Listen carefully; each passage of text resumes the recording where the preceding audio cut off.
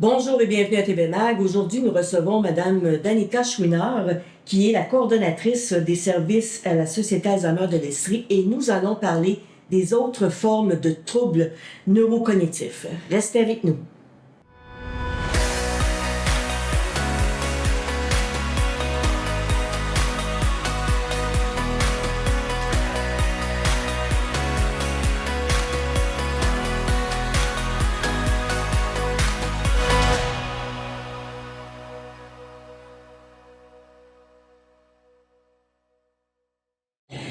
Bonjour et bienvenue à TV Mag. Aujourd'hui, nous recevons Madame Danica Chouinard, qui est la coordonnatrice des services pour la Société Alzheimer de l'Estrie. Bonjour Danica. Bonjour. Ça va bien? Oui, vous? Oui, ça va très bien. Merci beaucoup d'avoir accepté notre invitation. Ça me fait plaisir. Aujourd'hui, nous allons parler des troubles neurocognitifs qu'on n'entend pas parler souvent. Parce qu'il y en a beaucoup quand même. Hein? Oui, exact. On entend parler de Parkinson, on entend parler d'Alzheimer, mais il y en a plusieurs autres.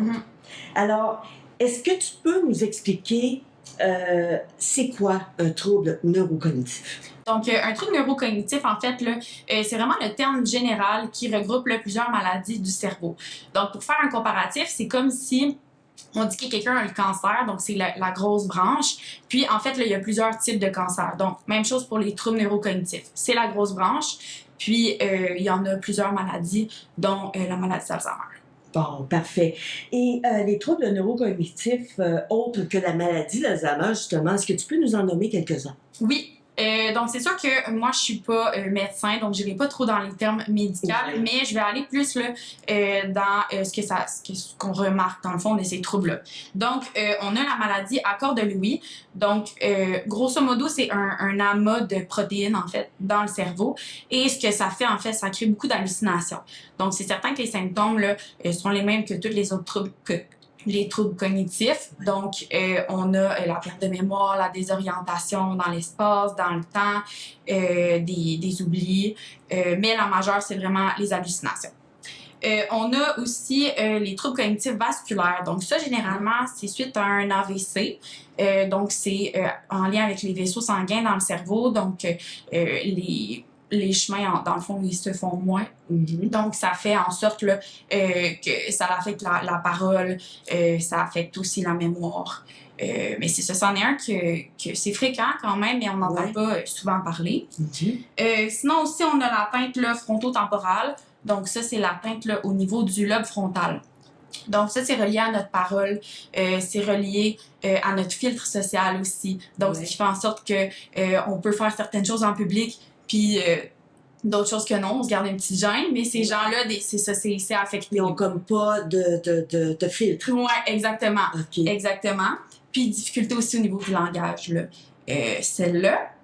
Et une petite dernière, là, celle qu'on entend vraiment pas souvent parler, c'est la paralysie supranucléaire progressive.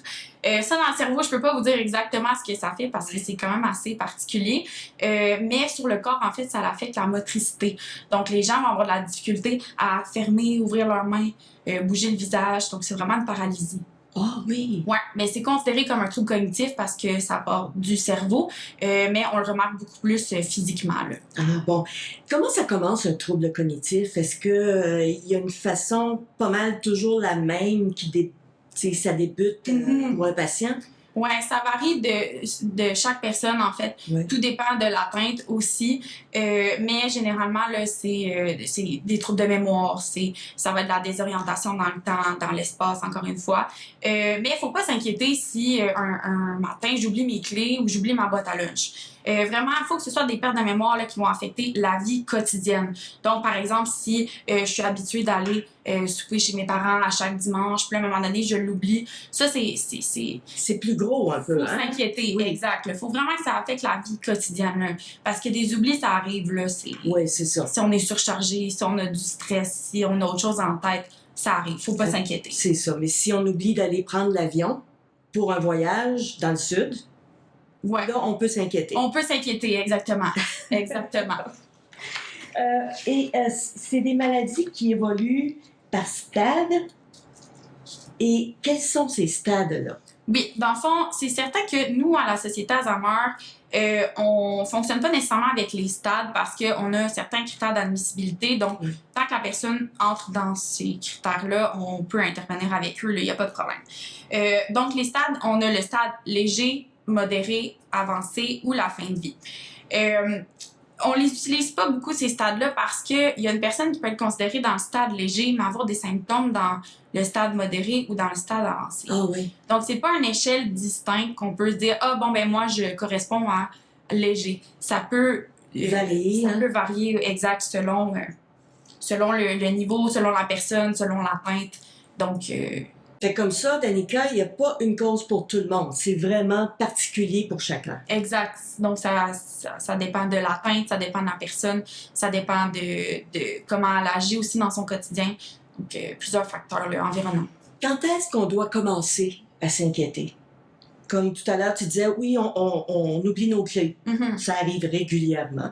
Quand est-ce qu'on doit, en particulier, pour pas mal tous les problèmes neurocognitifs, s'inquiéter? Oui, c'est vraiment quand ça va affecter la vie quotidienne. Là. Donc, si on oublie d'éteindre le robinet, là, souvent, si on oublie de fermer le four, si on a de la difficulté à effectuer des tâches quotidiennes aussi. Okay. Donc, si on est habitué de passer le balai, c'est quand même acquis là, dès la plus jeune âge. Si à un moment donné, ça devient plus difficile, là, il faut vraiment en parler avec un médecin. Est-ce que les personnes s'en rendent compte? Est-ce que ces personnes-là s'en rendent compte? Ou il faut que ce soit quelqu'un de la famille ou de l'entourage qui dise « Hey, je pense qu'il y a un problème, là. Il y a quelque chose. Mm-hmm. Peux-tu aller voir? On va aller voir un médecin. » Ben, c'est certain que le cerveau, on est muni de mécanismes de défense. Hein. Donc, les personnes qui ont un trouble cognitif, généralement, ils vont pas s'en rendre compte eux-mêmes parce que on va entendre des discours comme ah ben non, mais j'ai juste oublié ou ah non, non, ça me tente pas, je vais le faire plus tard. Donc, généralement, ça va être l'entourage qui va le remarquer. Par contre, il y a certaines personnes qui vont le dire, ils vont avoir des discours du genre ah, j'en perds des bouts ces temps-ci, ah, je suis mêlée, ah, ça va pas. Donc là, à ce moment-là, oui, on va consulter un médecin, mais je vous dirais que c'est beaucoup plus les proches qui vont s'en rendre. Oui, c'est ça, parce qu'une personne qui vit seule ne se rendra pas nécessairement compte que elle a oublié de fermer elle va s'en rendre compte à un moment donné, mais pas en le faisant. Non, exact. Puis des fois, ils peuvent s'en rendre compte quand on va sentir des odeurs, par exemple, du four qui chauffe ou quand peut-être l'évier va avoir débordé parce que ça fait trop longtemps qu'il fonctionne. Ça. Donc, souvent, il y a un élément déclencheur pour qu'ils s'en rendent compte. Est-ce qu'il y a aussi des problèmes pour dormir? Est-ce que ça donne aussi des problèmes pour dormir, ça, ces troubles-là? Ça peut, en fait, plus la maladie avance, plus le cerveau a besoin d'énergie et de repos. Oui. Donc, c'est pour ça que nous, ça fait partie d'un de nos critères d'admissibilité. La personne doit être en mesure de rester réveillée pour nos activités parce que plus ça avance, plus les personnes vont avoir besoin de sommeil. Aussi, le fait que la notion du temps est affectée, chez les personnes qui ont un trouble cognitif, ils peuvent se réveiller à 3 heures du matin. Vous et moi, on va regarder le cadran, on va se dire, il est 3 heures du matin, je vais essayer de me rendormir. Ouais. Ces personnes-là, ils se réveillent, ils n'ont pas cette notion-là du temps. Donc, eux peuvent commencer leur journée à 3 heures du matin. Ouais.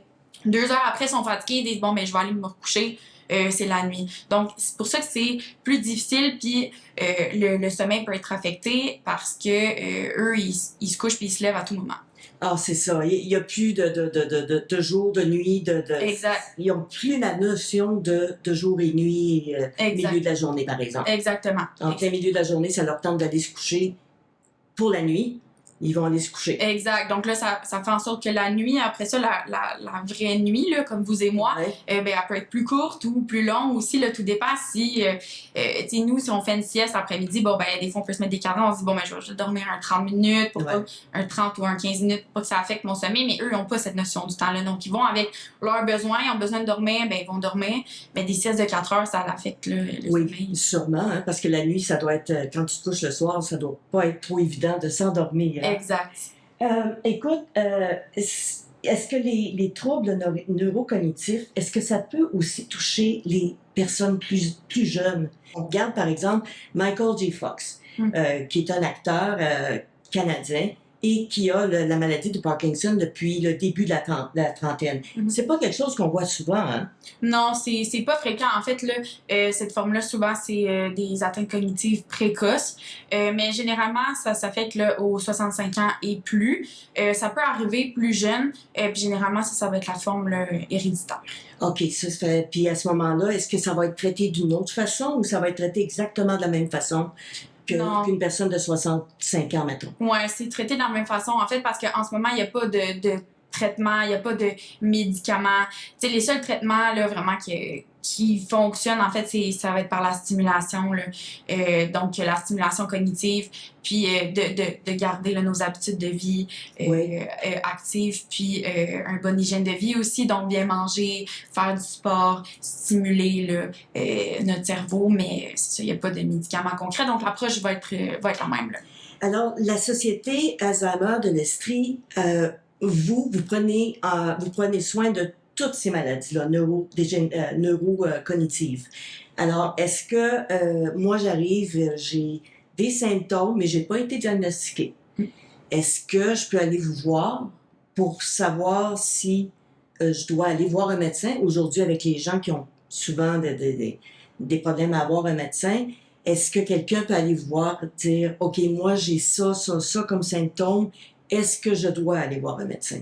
Oui, il n'y a pas de problème. En fait, nous, on n'exige pas un diagnostic non plus. Des fois, ça, c'est un phénomène qui peut arriver aussi. Là, les proches aidants ont parfois de la difficulté à apporter la personne qui doute, qui ont un trouble cognitif. Là, ils ont de la difficulté à l'apporter voir un médecin, justement, pour obtenir ce diagnostic-là.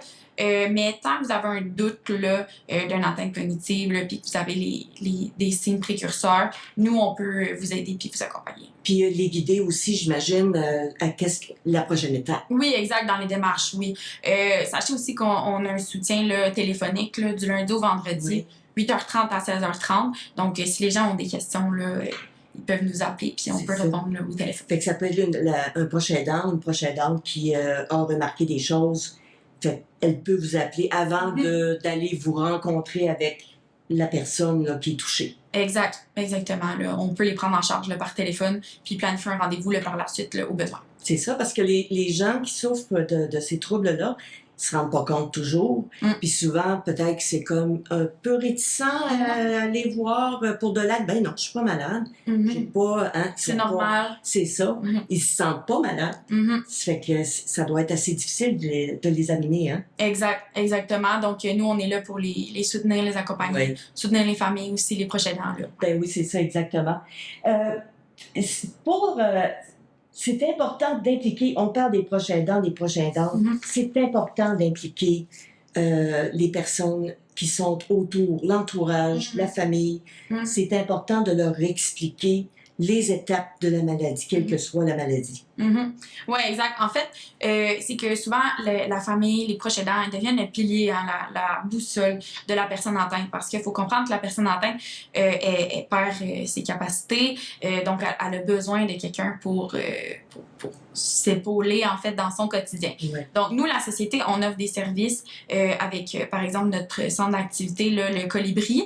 Donc, on a certaines approches là, qu'on utilise avec ces personnes-là pour assurer le bon fonctionnement. Mais impliquer la famille, là, ça permet de poursuivre ces interventions-là à la maison. Donc, ça facilite le quotidien, puis ça permet de conserver le plus possible là, les capacités cognitives de la personne qui vit avec la maladie. C'est qu'à ce moment-là, j'imagine que vous voulez rencontrer la famille avec le patient, la personne qui a le problème, le trouble, exact. Pour leur expliquer qu'est-ce qui est bon à faire, qu'est-ce qui est moins bon à faire. Parce que des fois, quand on a quelqu'un qui perd la mémoire, qui déplace les choses, on a tendance à dire, ben voyons, qu'est-ce que tu fais? Pourquoi tu fais ça? Ils comprennent pas toujours.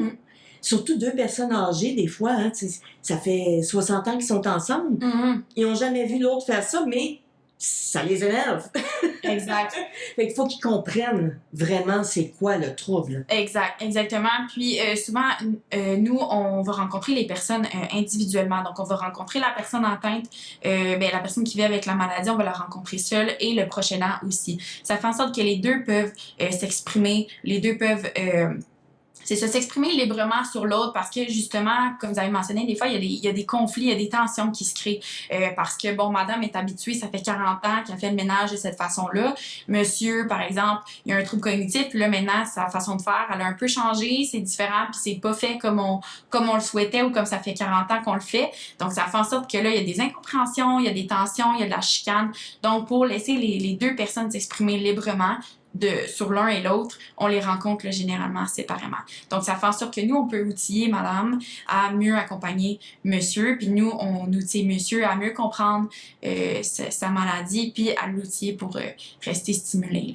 Est-ce que vous avez besoin aussi de leur dire, par exemple, il faudrait changer peut-être ça dans la maison, il faudrait peut-être faire attention de toujours laisser les choses à la même place, justement, pour que la personne ne se pas se cogner, mais qu'elle se sente pas perdue à un moment donné, parce que des fois, il y en a qui aiment ça changer de décor. Mm-hmm.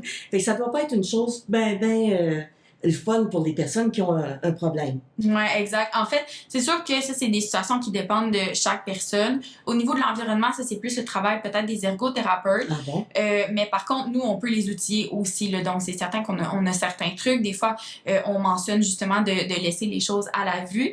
Donc, par exemple, là, des fois, il y a madame, elle me dit « Ah, mais mon Dieu, il a fait des casse-têtes toute sa vie. Pourtant, j'ai acheté des casse-têtes, puis là, il en fait plus. » Fait que souvent, ce qu'on suggère, c'est laisser les casse-têtes sur la table.